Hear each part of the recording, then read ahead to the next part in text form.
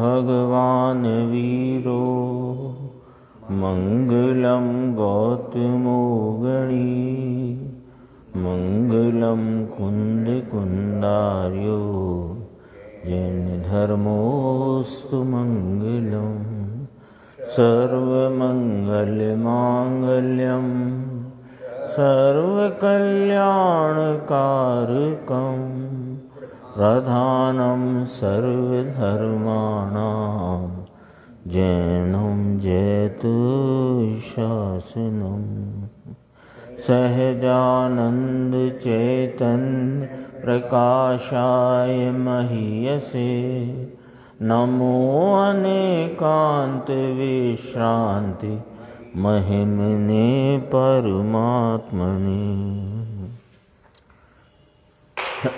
आचार्य कुंद देव द्वारा रचित पंचाशिकाय संग्रह नाम के ग्रंथ में 95 नंबर की गाथा है, जो इस विषय के समझो कि वो उपसंहार रूप यहाँ पर कथन करके ये विषय पूर्ण करते हैं। और इसके बाद 6 द्रव्यों के वर्गीकरण की चर्चा आगे, मूर्त कौन, अमूर्त कौन, चेतन कौन, अचेतन कौन, इस प्रकार की चर्चा भिन्नता की आगे आएगी। अपनी ये चर्चा गुरुदेव श्री के प्रवचन पे चलती थी, पेज 184 है हिंदी में। भगवान भव्य जीवों को बात सुनाते हैं, सम्यक प्रकार से भव्य जीव 12 सवा रूप से इकट्ठे हों, उसे समूह शरण कहते हैं। समूह शरण में भगवान भव्य जीवों को सुनाते हैं। तो समूह शरण की व्याख्या करी कि जहाँ भव्य जीव 12 सवा रूप से इकट्ठे होते हैं, उसे समूह शरण कहा।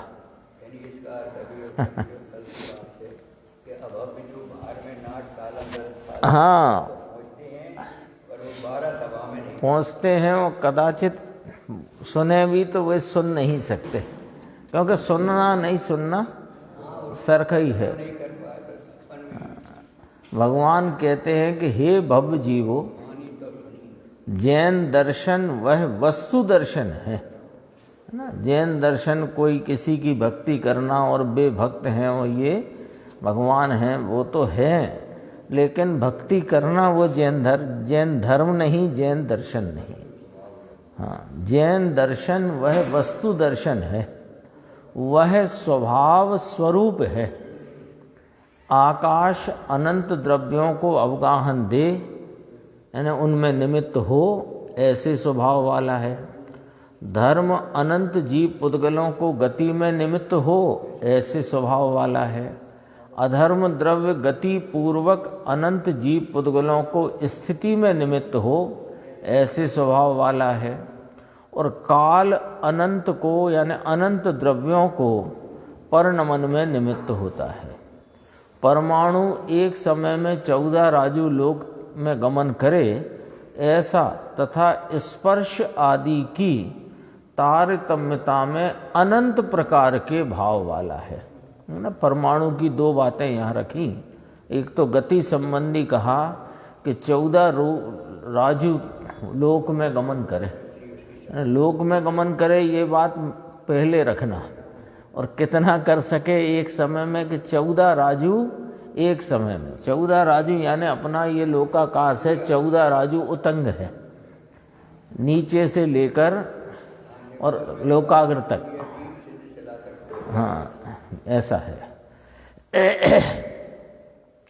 परमाणु एक समय में 14 राजु लोक तक चला जाए, गमन करे, ऐसा है एक बात। दूसरी बात, स्पर्श आदि की तारतम्यता में अनंत प्रकार के भाव वाला है। स्पर्श रस गंध वर्ण आदि जो उसके गुण हैं, उन गुणों की प्रति समय होती जो प्रकटता है, उन गुणों की प्रति समय उन गुण के भावों की अनंत प्रकार की व्यक्तताएं हैं। उन व्यक्तताओं से वे इन स्कंद रूप भावों में अनेक प्रकार से दिखाई देते हैं, अनंत प्रकार के।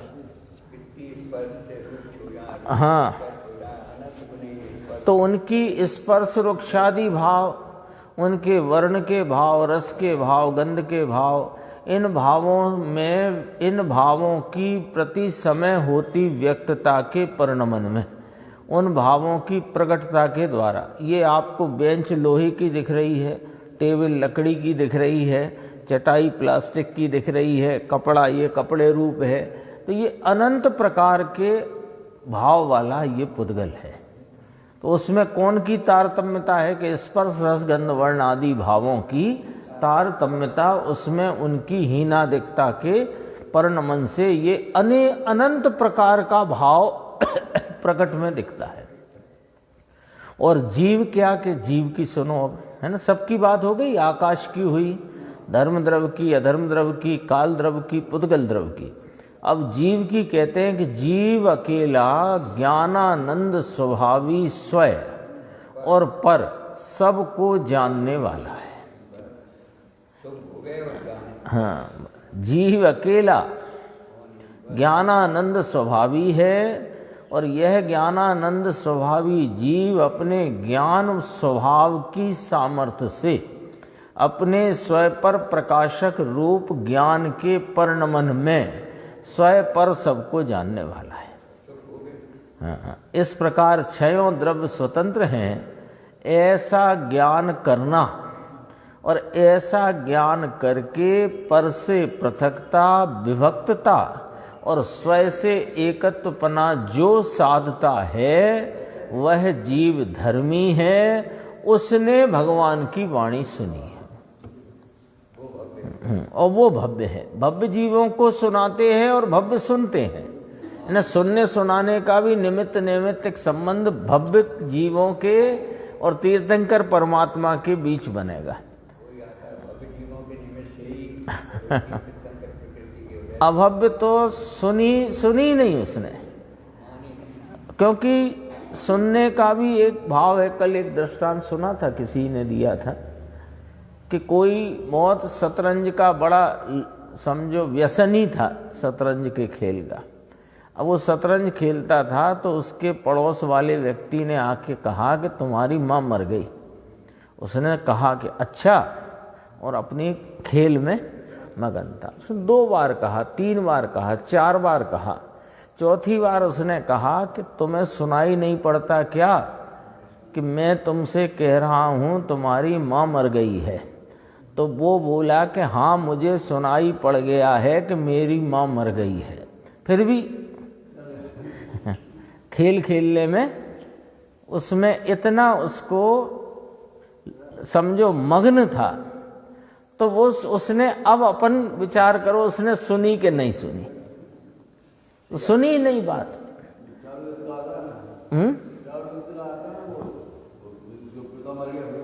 हाँ, तो क्या नहीं सुनी? तो सुनी नहीं। ऐसे ही इस जीव ने अनादि से रागादि भावों में एकत्व के व्यसन में, व्यसन ही है इसको, राग में भी अभी आया था आज सुबह, तब उसका पंचास्ती का आएगा, भेद से वासित अनादिकाल से इसकी बुद्धि है।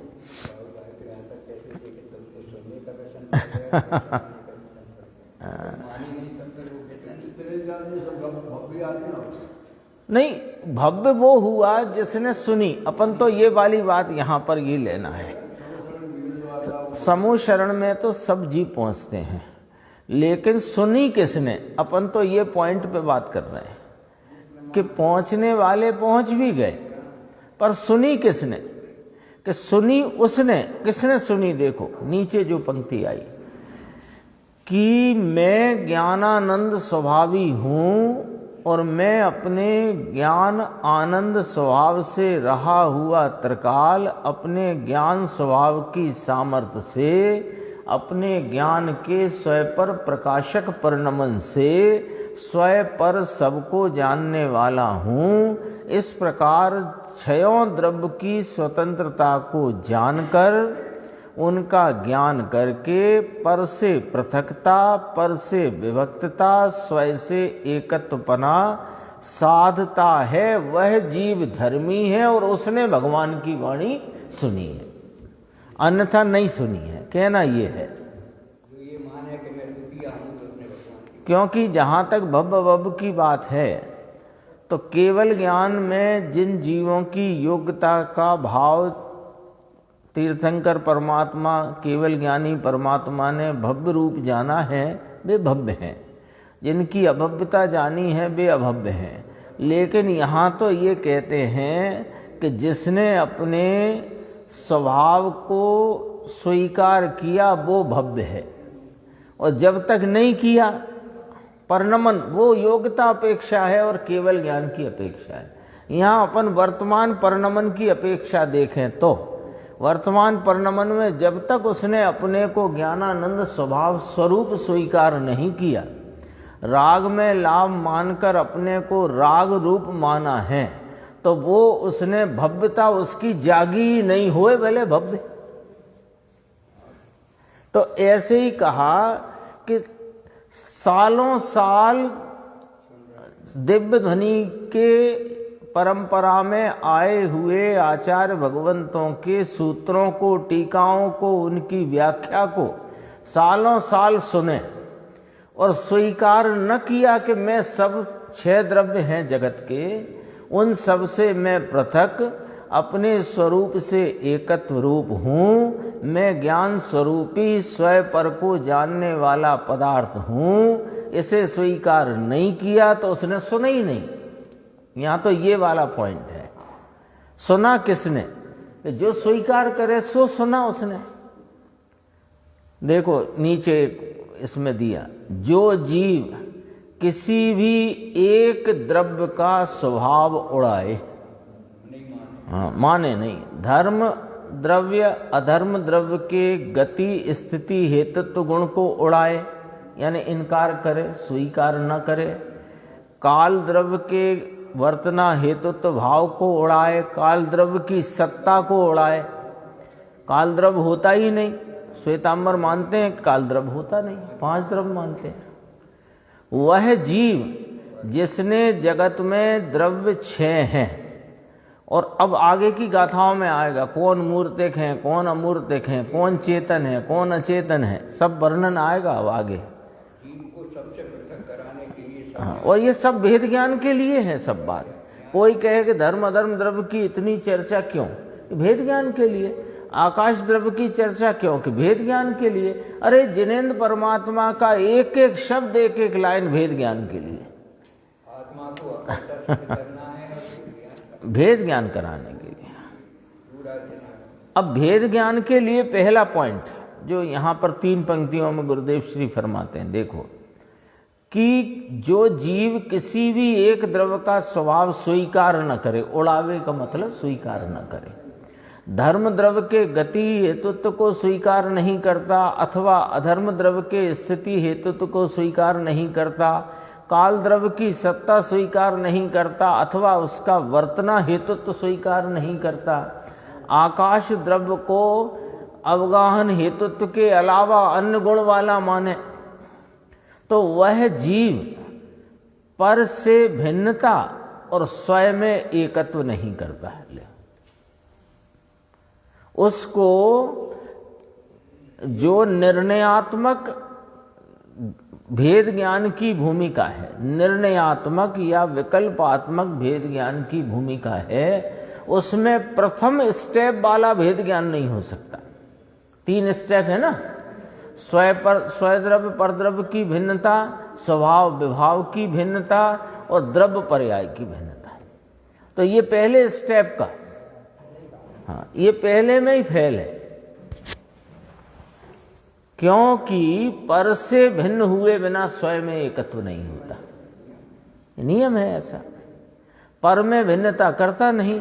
पर से भिन्नता क्यों नहीं करता? कि पर का जैसा स्वरूप है वैसा अंगीकार स्वीकार करे और वे मुझसे भिन्न है ये स्वीकार करे, अपना भी स्वभाव स्वीकार करे, उनका स्वभाव स्वीकार करे, उनके स्वभाव को स्वीकार करे नहीं। होंगे हमें क्या, हम तो ज्ञायक चेतन है, ऐसे नहीं चलेगी बात, है ना। ऐसे ये काम नहीं चलेगा। मैं तो ज्ञानानंद स्वभावी हूँ, मैं तो ज्ञायक चेतन हूँ, मैं तो पर्याय का भी करता नहीं, यो नहीं यो नहीं, और धर्म दब होंगे हमें क्या, हमें क्या नहीं चलेगा। एक परमाणु 14 राजू लोक तक किसी की भी सहायता बिना। देखो परमाणु का दृष्टांत रखेंगे। एक परमाणु 14 राजू लोक तक किसी की भी सहायता बिना एक समय में जाए, उसका कारण क्या है? लो, उसका कारण बताओ। कि कारण उसका स्वयं सिद्ध स्वभाव है, उसका स्वभाव ही है। कोई धर्म द्रव्य कराए कि अन्य कोई द्रव्य कराए कि कोई प्रेरे, ऐसा बिल्कुल नहीं। तो कौन है उसका कारण? कि उसका स्वयं सिद्ध स्वभाव है। देखो दृष्टांत है ये अभी। तो जो स्वभाव होता है वह वस्तु में से जाता नहीं है, और जो नया भाव दिखता है वह स्वभाव नहीं कहलाता। दिखता है माने तुम्हारे ज्ञान में अज्ञान में, ज्ञान माने अज्ञान में दिखता है। तुम मानो मैं आंखों की पलकों का करता हूँ, उंगली का करता हूँ, तुम्हारे मानने से थोड़ी तुम करता हो जाओ। हाँ, मैं देख के चलता हूँ, मैं फलाना करता हूँ, मैं ये करता हूँ, मैं ये करता हूँ, मैं जीवों की प्राणों की रक्षा करता हूँ। ये सब बात तुम्हारी जो है देखो कहाँ से बात शुरू की कि एक परमाणु एक समय में 14 राजू पर्यंत बिना किसी की सहायता के गमन करता है। ऐसा सर्वज्ञ देव ने देखा है, जाना है, कहा है। तो ऐसा उसकी सामर्थ्य ये जो है, इसका कारण कौन? कि उसका स्वयं सिद्ध स्वभाव। स्वभाव किसे कहते हैं? दूसरी पंक्ति कि जो जाता नहीं उसे स्वभाव कहते हैं। जो वस्तु में से किसी समय स्वभाव का कभी अभाव नहीं होता, जिसका अभाव होए वो स्वभाव नहीं होता। स्वभाव मिटता नहीं है, व्यवहार टिकता नहीं। अब आगे बात आई। ये तो हो गया दृष्टांत। राग द्वेष में अटकना नाम रुकना, वह ज्ञान का स्वभाव नहीं है। ये अनादि से जीव राग देश में रुक रहा है, लेकिन ये इसका स्वभाव नहीं है। ये इसका विभाव रूप एक समयवर्ती परिणाम है। इसी को सर्वज्ञ देव संसार कहते हैं। संसार और कोई अलग नहीं होता है, इसी को संसार का। सच्ची समझ होने पर ज्ञान पर्याय ने वर्तमान वर्तती प्रवर्तती ज्ञान पर्याय ने अपने ज्ञान स्वभाव में गमन किया। गमन शब्द इसलिए लिया, परमाणु का दृष्टांत लिया था ना।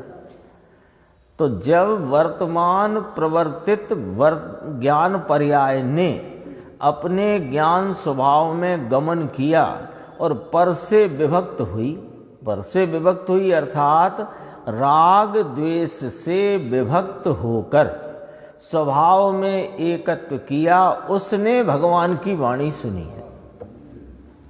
नहीं तो सुनी नहीं है। बोलो, जैसे कहते हैं ना, ज्ञानी की देशना बिना सम्यक्त नहीं होता। निमित्त पर से कथन है, निमित्त के ऊपर से कथन है, लेकिन ज्ञानी की देशना बिना नहीं होता। ये तो तुमने कह दिया, पर तुम्हारी सच्ची समझ और समझ के अनुसरण में स्वभाव में एकत्व किए बिना भी नहीं होता। तो कभी, क्योंकि सुनना ही तब कहलाए, उपदेश तो तब ग्रहण हुआ तब कहलाए ना। जिस जीव ने, अब देखो यहां आगे लिया, जिस जीव ने वाणी सुनने पर भी स्वभाव को नहीं जाना, उसे ये बात जची नहीं है। एकदम सीधी बात करिए, कोई लाग लपेट नहीं है, है ना। यहाँ ऐसा लाग लपेट नहीं रखा है कि ये स्वाध्यायी है, जिज्ञासु है, सुनता है, जिज्ञासा से सुनता है, तो सम्यक सन्मुख में तो रखो इसको। इन्होंने कहा नहीं, हम ये हिसाब किताब नहीं जानते, हम तो सीधी बात करते हैं।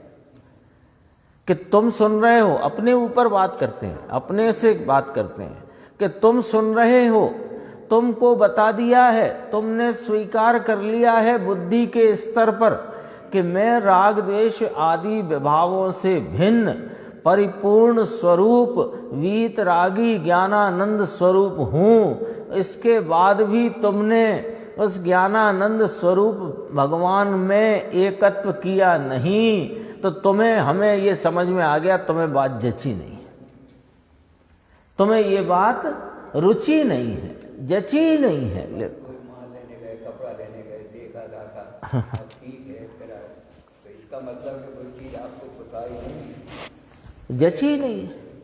जच जाए तो फिर वह रुकेगा नहीं, जची नहीं है तो इसका मतलब कुछ और जच रहा है, इसका मतलब कुछ और जच रहा है। देखो अपन प्रतिदिन सुनते हैं, प्रतिदिन विचार में भी लेते हैं, पढ़ते भी हैं कि रागादि विभाव भाव वह मेरा स्वभाव नहीं, लेकिन फिर भी रागादि में से लाभ मानने की बुद्धि हमारी दूर नहीं हो रही, क्योंकि हमको वो ही जच रहा है। वो जचेगा तब तक ये नहीं जचेगा, और जब ये जचेगा तो वो बिल्कुल नहीं जचेगा, तो ये जचेगा। दो फांटी बात है, सीधी दिशा फर्क है। हाँ, आप यदि पश्चिम की ओर गमन कर रहे हो तो पूर्व की दिशा में आप कितने नजदीक पहुंच जाओगे, अब आप ही बता दो। आप पश्चिम दिशा में चले जा रहे हो बहुत तीव्र गति से, तो अब हम पूर्व में भी उस गति का कुछ लाभ मिल जाएगा क्या? पूर्व दिशा की ओर ऐसा ही हो रहा है। अनादि से भेद वासित बुद्धि, सुबह शब्द आया था 172 गाथा इसी ग्रंथ की, पंचास्तिकाय की, आएगी अपने स्वाध्याय के क्रम में। अनादि से जीव को, अज्ञानी को भेद वासित बुद्धि के कारण, इसे भेद वासित बुद्धि का अर्थ है कि ये जो परिणाम में पर्याय में उठते हुए भेद हैं, इसकी ही इसको वासना है। द्रव्य स्वभाव क्या है? सुनता है ना, सिर भी हिलाता है, बराबर भी बोलता है, लेकिन जची नहीं है बात। तो उसके लिए देखो क्या उलाहना है, उसे वाणी सुनने वाला नहीं कहा। जिसने अपने स्वभाव को जाना उसने वाणी सुनी है, ऐसा कहा है। 6 द्रव्य का स्वरूप भगवान इच्छा रहित रूप से कहते हैं। वाणी तथा भगवान को निमित्त नैमित्तिक संबंध होने से भगवान ने कहा, ऐसा कहा जाता है। बाकी भगवान उस वाणी के कर्ता हों, ऐसा 3 काल में नहीं। 96 नंबर गाथा आती है, देखो।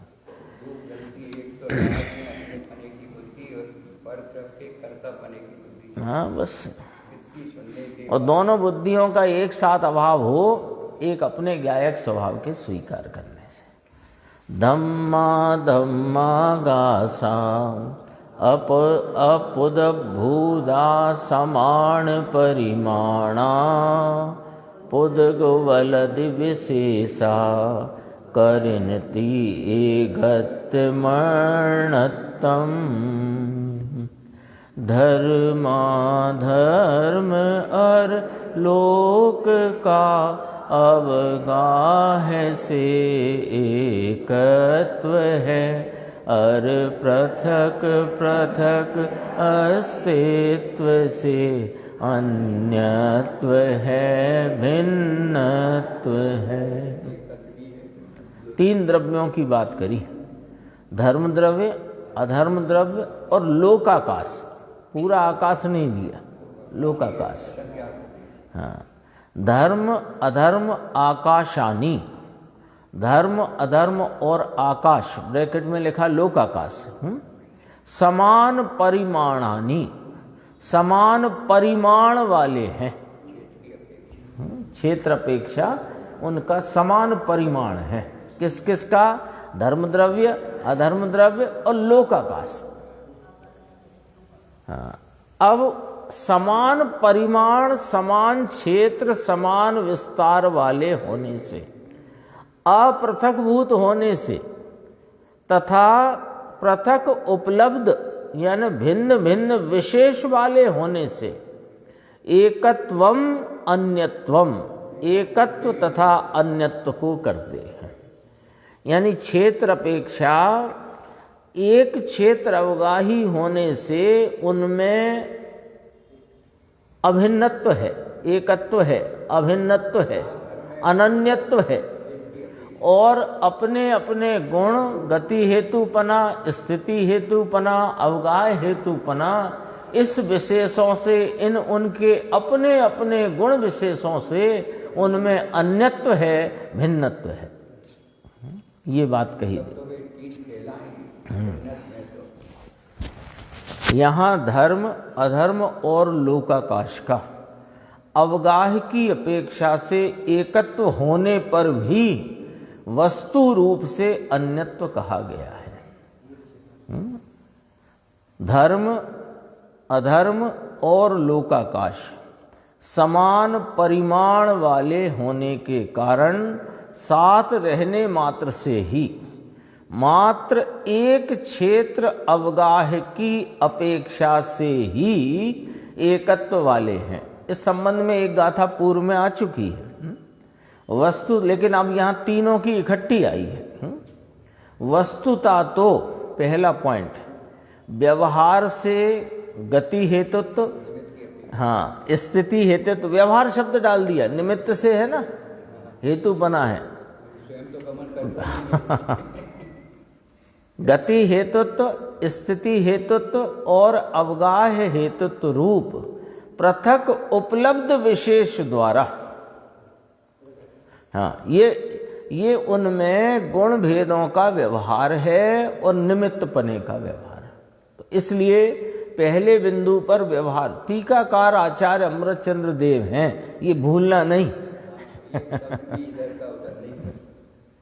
कितनी सावधानी से, और कहा कैसे होता होगा बोलो, है ना। कभी कभी लगता है कि अपन इतनी सुविधाओं के साथ बैठ करके अपने को पढ़ना, बोलना, सुनना ही कठिन काम लगता है, और वे जंगल में, एकांत में, कंदराओं में, पहाड़ों पर, और ऐसे अद्भुत अद्भुत माल समझो दे करके चले गए। बहुत, तो कैसे तो काम किया। विकल्प में आए तो लिखते हैं, फिर निर्विकल्प हो जाए। हाँ, लिखते लिखते लिखते लिखते इतना गजब का काम। यानी इधर क्षय उपशम में भाव खिला है, विकल्प आया है, लिख नहीं पाए और गुप्त, स्वयं नहीं कहा ये अमृतचंद्र का कर्तव्य नहीं है, स्वरूप गुप्त अमृतचंद्र का तो ये कर्तव्य नहीं है। सच कहें कि कितना उपकार अपन उनका माने तो भी उर्ण नहीं हो सकते, इतना उपकार है आचार्य भगवंतों का और पूज्य गुरुदेव श्री का। सुनी हो तो अभी आई थी ना बात। देखो पहला पॉइंट व्यवहार से, तो यहाँ कौन सा व्यवहार आया, एक तो गुण भेदों का व्यवहार है ना, और निमित्तपने की बात है। तो गति हेतुत्व, स्थिति हेतुत्व और अवगाह हेतुत्व रूप पृथक उपलब्ध विशेष, विशेष नाम गुण भेद, उनके द्वारा तथा अब दूसरा निश्चय से, अब वो निश्चय से विभक्त प्रदेशत्व रूप पृथक उपलब्ध विशेष द्वारा वे अन्यत्व वाले ही हैं। देखो एक क्षेत्र अवगाह यानी आकाश के समान क्षेत्र को लेकर के हमने उसको एक ही क्षेत्र कह दिया, धर्म द्रव्य का, अधर्म द्रव्य का, आकाश द्रव्य का। समान परिमाण होने के कारण, एक ही क्षेत्र में रहे होने के कारण हमने उनके क्षेत्र को एक कह दिया, ये व्यवहार हो गया। और गुण भेदों का व्यवहार हो गया। पर यहाँ दोबारा में लिया ना, यहाँ भी विशेष लिया, लेकिन ये निश्चय में लिया। तो यहाँ जो मूल व्यवहार की का जो हेतु कहा ना पहले पॉइंट में, वो कहा कि सबके क्षेत्र अलग अलग, फिर भी एक क्षेत्र कहने का व्यवहार है ना। इसलिए तो वे उनको कहा पृथक उपलब्ध विशेष द्वारा तथा निश्चय से विभक्त प्रदेशत्व रूप पृथक उपलब्ध।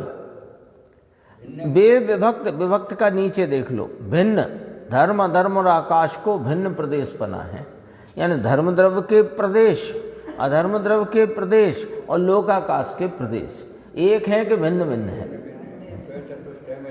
सब अपने अपने द्रव्य क्षेत्र काल भाव वाले हैं ना, तो सबके क्षेत्र भिन्न हैं, तो विभक्त प्रदेशत्व रूप हैं, इसलिए वे पृथक है।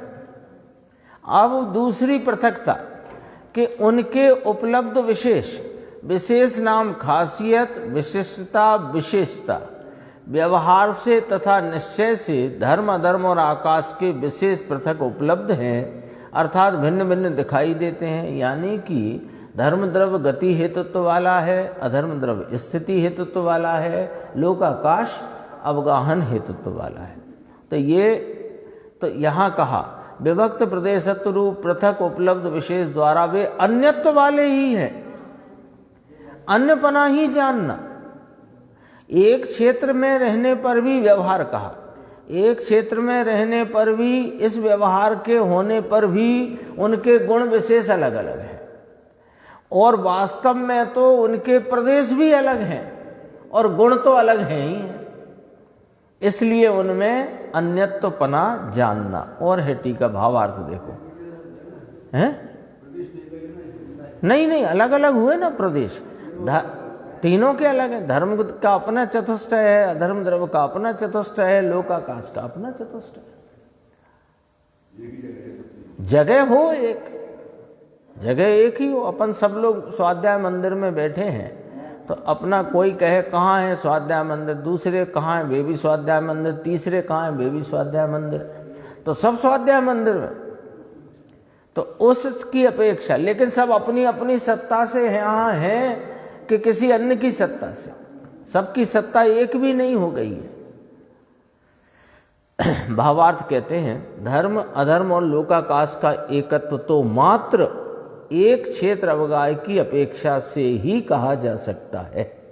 वस्तु रूप से तो उन्हें अन्यत्व ही है, वस्तु रूप से यानी उनके अपने द्रव्य रूपता की सत्ता से देखो तो अन्यत्व ही सिद्ध होता है, क्योंकि उनके लक्षण गति हेतुत्व, स्थिति हेतुत्व और अवगाहन हेतुत्व भिन्न भिन्न हैं, तथा दूसरे में कहा उनके प्रदेश भी भिन्न भिन्न है। आ गया ना, स्पष्ट आ गया, प्रदेश भी भिन्न भिन्न है। इस प्रकार आकाश द्रव्यास्ति काय का व्याख्यान समाप्त हुआ। देखो गुरुदेव का व्याख्यान, धर्म अधर्म और आकाश तीनों के गुण भिन्न कहे तो फिर तीनों के क्षेत्र भिन्न होंगे क्या? कि नहीं, एक क्षेत्र में रहे हैं तथापि विरोध नहीं आता। देखो तीनों के वस्तुपने तो क्षेत्र भिन्न भिन्न है, पर अवगाहन अपेक्षा एक क्षेत्र है, अवगाह अपेक्षा। घर में अलग अलग लोग हों, कोई तेज प्रकृति का हो, कोई शांत हो, तथापि एक घर में एक साथ रहते हों, ये तो दृष्टांत दिया। उसी प्रकार धर्म अधर्म और आकाश के गुण अलग होने पर भी और सबके कार्य अलग होने पर भी आकाश में भी एक जगह रहे हुए हैं, और एक जगह रहे हुए होने पर भी अपना स्वभाव नहीं छोड़ते। ऐसे ये जीव और ये शरीर पुद्गल अनादि से, ये शरीर नहीं कोई और था, पर शरीर का तो संयोग सदा रहा है ना, तो अनादि से जीव और पुद्गल साथ रहने पर भी अब तक न जीव ने अपना स्वभाव छोड़ा है और न पुद्गल ने अपना स्वभाव छोड़ा है। पुद्गल में थोड़ा जानपना आने लग गया हो और जीव में थोड़ा रस स्पर्श आने लग गया हो, ऐसा कभी हुआ ही नहीं है। स्वभाव उसे कहते हैं जो कभी जाता नहीं है। अभी पढ़ा था अपन ने। इसी प्रकार देखो गुरुदेव ने लिया, इसी प्रकार शरीर कर्म और आत्मा, यहाँ तीन लिए थे, धर्म अधर्म और लोकाकाश, यहाँ भी तीन लिए, शरीर कर्म और आत्मा। एक क्षेत्र में होने पर भी प्रत्येक अपना अपना स्वभाव नहीं छोड़ते। अब चर्चा जरा देखना, गंभीर भी है, आवश्यक भी है। कोई तर्क करे कि ज्ञानावरणीय कर्म ज्ञान को हीन करता है, इसीलिए तो उस कर्म को ज्ञानावरणीय नाम दिया। यहाँ कहते हैं कि भाई कर्म के कारण तो ज्ञानहीन नहीं होता, परंतु जीव स्वयं अपने कारण से ज्ञानहीन करता है, इसलिए कर्म को ज्ञानावरणीय नाम दिया है। जैसे औदैहिक भाव नाम दिया जीव के भावों को, ये इसके कर्म को नाम दिया ज्ञानावरणीय। जीव के विकारी भावों को औदैहिक नाम दिया, तो कोई कहे कि उदय से भाव होते हैं, ऐसा इसका अर्थ नहीं है। ये तो उदय जब कर्म का आता है, उसी काल में जीव स्वयं अपने विकारी भाव से परिणमता है, तो उसका निमित्त नैमित्तिक संबंध देखकर जीव के और भी 3 प्रकार के भाव हैं, उनमें से इन भावों को औदैहिक भाव नामकरण किया है। क्योंकि जीव है ना, जीव एक द्रव्य वस्तु, त्रिकाली ध्रुव रहने वाली, और उसका परिणाम, बस 2 ही हुए ना, द्रव्य पर्याय, बस हो गई बात। पर द्रव्य भाव तो पारनामिक में आ गया। अब पर्याय भाव के 4 प्रकार, उदय उपसम क्षय उपसम है ना, औदैहिक औपसमिक क्षय उपसमिक क्षय, 4 प्रकार। तो परिणामों में भिन्नता का जो भाव है, द्रव्य स्वभाव में तो कोई भिन्नता है ही नहीं, होती ही नहीं, पर जो पर्यायों में भिन्नता है तो उन्हें 4 प्रकार से समझाया। अनादि अनंत पर्याय 4 भाव में घटित हो जाते हैं, अनादि अनंत पर्याय। तो नाम दिया औदैहिक, तो कोई कहे कि ये तो उदय का भाव है, और ज्ञानावरणी नाम दिया तो ज्ञान ने कर्म हीना कर दिया, वो ज्ञान हीना कर दिया ज्ञानावरणी कर्म ने। तो ऐसे नहीं है, ये तो नाम दिया गया है, ऐसा भी नहीं है। अपने यहाँ कोई कर्मचारी काम करता हो, हमारे दुकान पे आपके यहाँ से कर्मचारी आए, तो हम तो यही कहेंगे विमल भाई साहब का आदमी है। अब वो तो उसका स्वयं है, वो तो उसका स्वभाव, उसका नाम उसके कारण से है, और उसका नाम ज्ञानावरणीय पड़ा है, इसलिए यहाँ ज्ञानहीन होता है, ऐसा भी नहीं है। इसी बात पर तो ईसरी में चर्चा हुई संवत 2013 में।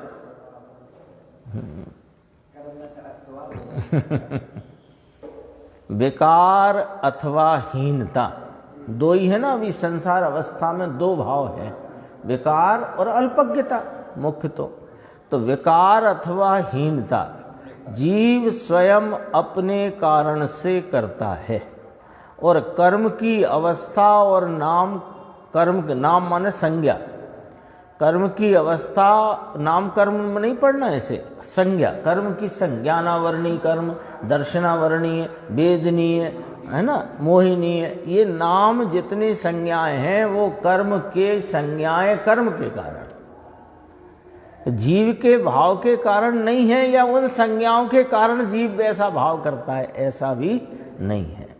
दोनों के स्वभाव भिन्न हैं, तथापि एक क्षेत्र में रहते हैं। ये बात कायमे से निकली कि धर्म अधर्म लोकाकाश एक क्षेत्र में होने पर भी कभी अपना स्वभाव नहीं छोड़ते। तो यहाँ पर उसी पर से ये बात आई। देखो आगे की गाथा में बताते हैं कि धर्म अधर्म और आकाश तीनों द्रव्य एक क्षेत्र में रहे हैं, परंतु निज स्वरूप से तीनों भिन्न भिन्न हैं, अन्यत्व ही जानना। ऐसे धर्म अधर्म लोकाकाश ये 3 द्रव्य व्यवहार नय की अपेक्षा से एक क्षेत्र अवगाही हैं। जहाँ आकाश है वहाँ धर्म अधर्म दोनों द्रव्य रहे हुए हैं। कैसे हैं तीनों द्रव्य? प्रश्नवाचक कि तीनों के असंख्य प्रदेश विस्तार समान है। और कैसे हैं कि निश्चय नय से पृथक पृथक दिखाई देते हैं। अथवा अब देखो, अब ये और गजब का उदाहरण है। अथवा अपने स्वभाव से टंकोत कीर्ण अपनी अपनी सत्ता वाले हैं।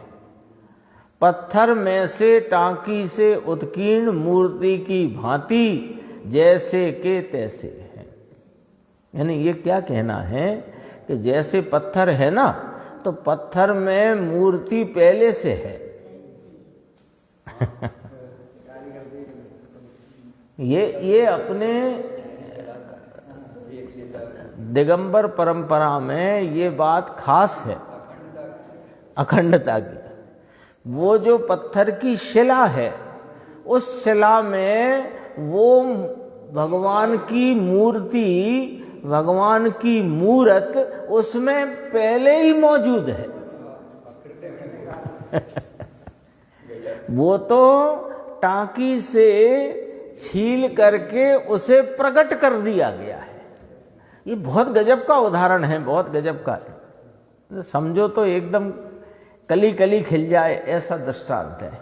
पत्थर की शिला में भगवान की वीतरागी मनोहारी छवि, वह मूर्ति पहले से विद्यमान है। बोलो, उसे दिखाई देती है।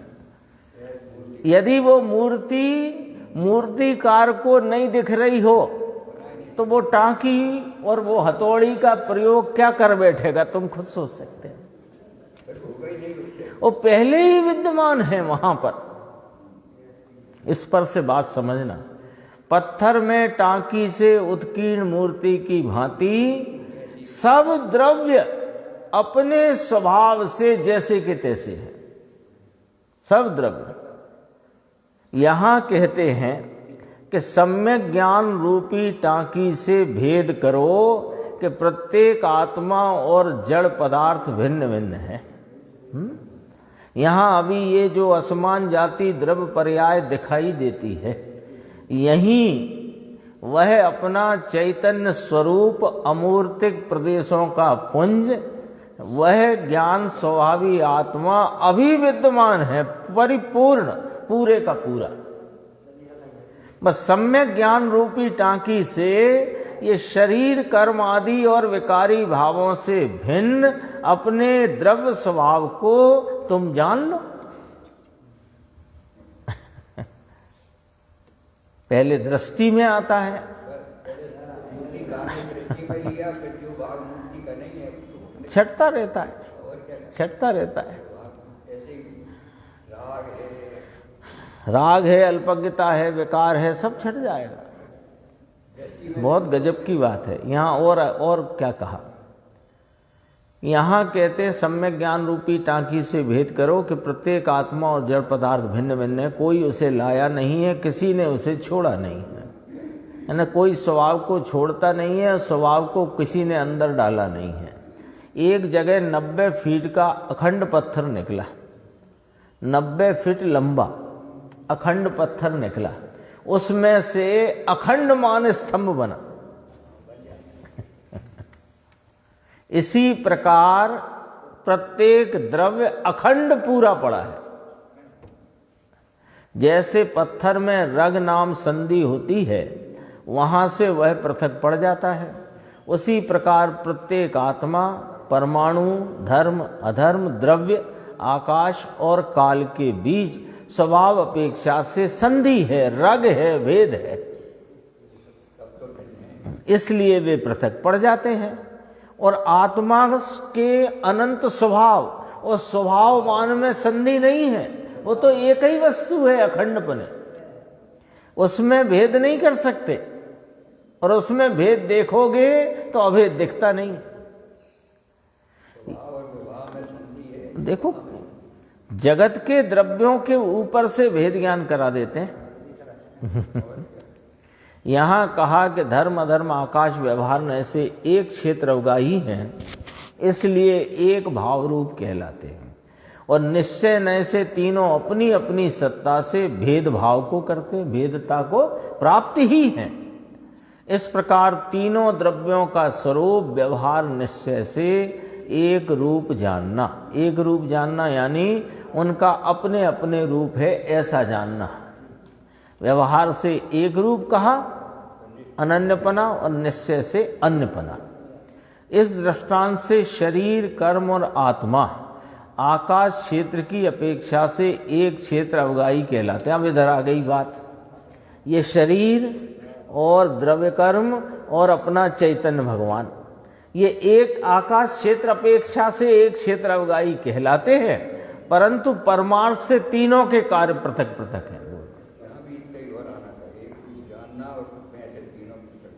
हाँ, तो यहाँ इसमें नहीं छपा हिंदी में, उसमें है। हाँ, यहीं तक आया है वो। वो तो गाथा में आ गया था ना पहले, ये इसमें आ गया है।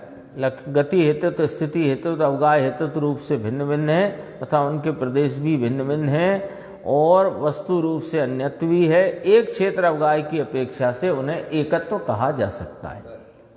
भावार्थ में आ गई थी बात, वही गुरुदेव ने कही, नहीं उसमें पूरी आई होगी पर वो बात तो अपने स्पष्ट है। देखो इधर ही देखो बस अभी, शरीर कर्म और आत्मा, हाँ, आकाश क्षेत्र की अपेक्षा से एक क्षेत्र अवगाही कहलाते हैं, परंतु परमार्थ से तीनों के कार्य पृथक पृथक है। बोलो अब ये बात तो तुरंत ही अपन समझ सकते हैं ना, तीनों के कार्य पृथक पृथक है। कोई किसी को सहायता नहीं करता, इतनी बात समझे तो बोलो क्या काम हो जाए। शरीर है वो अपना काम करता है, द्रव्य कर्म है वे अपना काम करते हैं, और वहाँ चेतन परमानंद स्वरूप विराजमान है वो जानने का काम करता है। सब अपना अपना काम करते हैं। उदाहरण दिया, जैसे पानी में कंकड़ होने पर भी एक दूसरे रूप नहीं होते, स्वतंत्र रहे हैं। उसी प्रकार चैतन्य और शरीर कर्म आदि जड़ एक क्षेत्र में रहे होने पर भी कभी अपना स्वभाव नहीं छोड़ते। इस प्रकार पर से भेद ज्ञान करना वह धर्म है। यहाँ तक आई, एक गाथा और पढ़ लेते हैं अपन। देखो, आकाश काल जीवा धम्मा धम्माय मुक्ति परिहीणा मोत्तम पुगल दब्बम जीवो खलु चेदणो तेसु। हर आकाश धर्म अधर्म काल अमूर्त है, मूर्त पुद्गल जीव चेतन शेष द्रव्य अजीव। दो पंक्ति में सारा 6 द्रव्यों का हिसाब किताब यहाँ आ गया। इसको चूलिका कहा, इसको चूलिका कहा। चूलिका का अर्थ भी नीचे दिया है। शास्त्र में जिसका कथन ना हुआ हो या उसका ना हुआ हो उसका व्याख्यान करना, अथवा जिसका कथन हो चुका हो उसका विशेष व्याख्यान करना, अथवा दोनों का यथा योग्य व्याख्यान करना, इसका नाम चूलिका है ना। आता है ना प्रवचन सार में, चरणान योग सूचक चूलिका, उसको चूलिका नाम दिया क्योंकि ज्ञान तत्व और ज्ञेय तत्व में उस भाव का वर्णन नहीं किया था, फिर उसे यहाँ पर और विशेष रूप से इसका वर्णन किया जाता है। हाँ हाँ, मूल तो उसमें ज्ञान ज्ञेय की बात ही करना थी, उतनी करी, फिर चूलिका के रूप में चरणान योग की बात करी। देखो इसकी उत्थानी का है कि यहाँ द्रव्यों का मूर्त अमूर्तपना यानी मूर्तपना अथवा अमूर्तपना और चेतन अचेतनपना यानी 2 प्रकार का वर्गीकरण 6 द्रव्यों का। 6 द्रव्य है ना, जीव पुद्गल धर्म अधर्म आकाश काल, ये 6 द्रव्यों का जाति से जो 6 द्रव्य हैं उनका वर्गीकरण यहाँ पर 2 रीति से किया, एक मूर्तिक अमूर्तिक पने और एक चेतन अचेतन पने से। वो यहाँ बात है। देखो आकाश काल जीव धर्म और अधर्म अमूर्त है, पुद्गल द्रव्य मूर्त है। एक हो गई बात, एक हो गई बात। दूसरी, उनमें जीव वास्तव में चेतन है, से सचेतन है, बिना कहे हो गई बात। जीव चेतन है वास्तव में, बाकी सब अचेतन है। देखो स्पर्श रस गंध वर्ण का सद्भाव जिसका स्वभाव है वह मूर्त है, स्पर्श रस गंध वर्ण का अभाव जिसका स्वभाव है वह अमूर्त है। सीधी व्याख्या। चैतन्य का सद्भाव जिसका स्वभाव है वह चेतन है, और चैतन्य का अभाव जिसका स्वभाव है वह अचेतन है। जो स्वभाव है उसका अभाव होता नहीं, और जो अभाव है वो कभी स्वभाव होता नहीं। ठीक है ना? तो दो तरह से वर्गीकरण आ गया। यहाँ आकाश अमूर्त है, काल अमूर्त है, जीव स्वरूप से अमूर्त है, पर रूप में प्रवेश द्वारा, इतना एक ये यहाँ पर कथन किया कि पर रूप में प्रवेश द्वारा यानी पर रूप में प्रवेश कर जाता है, ये नहीं, मूर्त द्रव्य के संयोग की अपेक्षा से जीव को मूर्त भी कहने में आया है। धर्म अमूर्त है। कैसे कहा? यदि ये नहीं कहे ना, ये व्यवहार नहीं रखें तो यहाँ चलते हुए जीवों को कोई जीव ही नहीं मानेगा।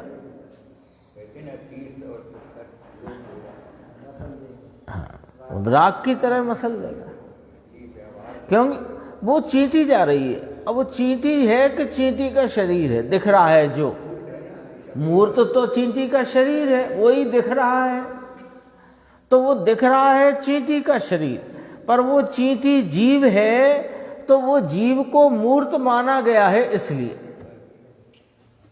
ये भी जरूरी है।